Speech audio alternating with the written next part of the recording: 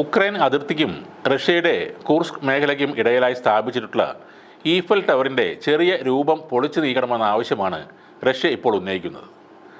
റഷ്യയിലെ ഷെലസ്നോഗോസ്ക് mayor Alexander മിഖൈലോവാണ് Eiffel ടവറിൻ്റെ ഈ നിർമ്മിതി പൊളിക്കാൻ ആവശ്യപ്പെടുന്നത്. ശത്രുരാജ്യത്തെ പ്രതിനിധീകരിക്കുന്നു എന്ന കാരണം എടുത്തു പറഞ്ഞാണ് റഷ്യൻ മേയർ ഈ ആവശ്യം ഉന്നയിക്കുന്നത്.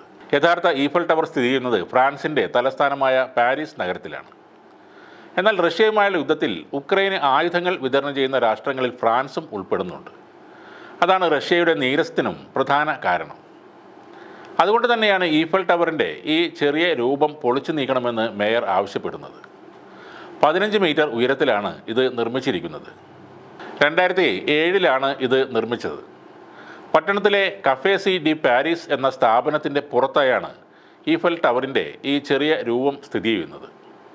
ഗൈഡ് ബുക്കുകളിൽ ഉൾപ്പെടെ ഈ നിർമ്മിതി ഇടം പിടിക്കുകയും ചെയ്തിട്ടുണ്ട്.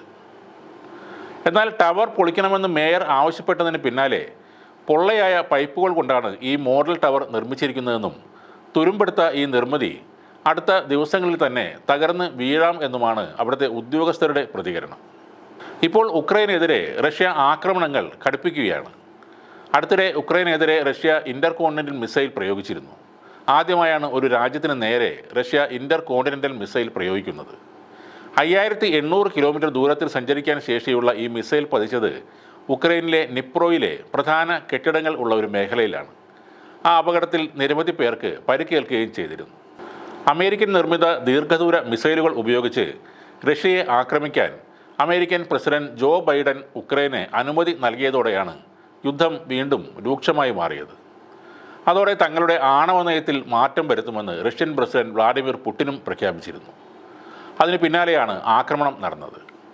നിലവിലെ കണക്കുകൾ പ്രകാരം ഉക്രൈൻ റഷ്യ യുദ്ധത്തിൽ 43,000-ലധികം സൈനികരെ കീവിന് നഷ്ടപ്പെട്ടിട്ടുണ്ട്. ഏതു വിധത്തിലും ഉക്രൈനെ തകർക്കുക എന്നതിനെയാണ് റഷ്യയുടെ ഇപ്പോഴത്തെ ലക്ഷ്യം. പാരീസിലെ ഈഫൽ ടവറിൻ്റെ ചെറിയ മോഡൽ പോലും പൊളിച്ചു മാറ്റാൻ അവർ പറയുന്നതും അതുകൊണ്ടൊക്കെ തന്നെയാണ്. യുദ്ധത്തിൽ ഇനി ഒരിഞ്ച് പോലും പിന്നോട്ട് പോകില്ലെന്ന ഉറച്ച നിലപാടിലാണ് ഇപ്പോൾ പുടിൻ ഉള്ളത്. നാറ്റോ രാജ്യങ്ങളെയും അമേരിക്കയെയും വരെ നേരിടാൻ സജ്ജരായി തന്നെ നിൽക്കുകയാണ് റഷ്യൻ സൈന്യം. അവർക്ക് കൂട്ടായി ഉത്തര കൊറിയയും ഒപ്പമുണ്ട്.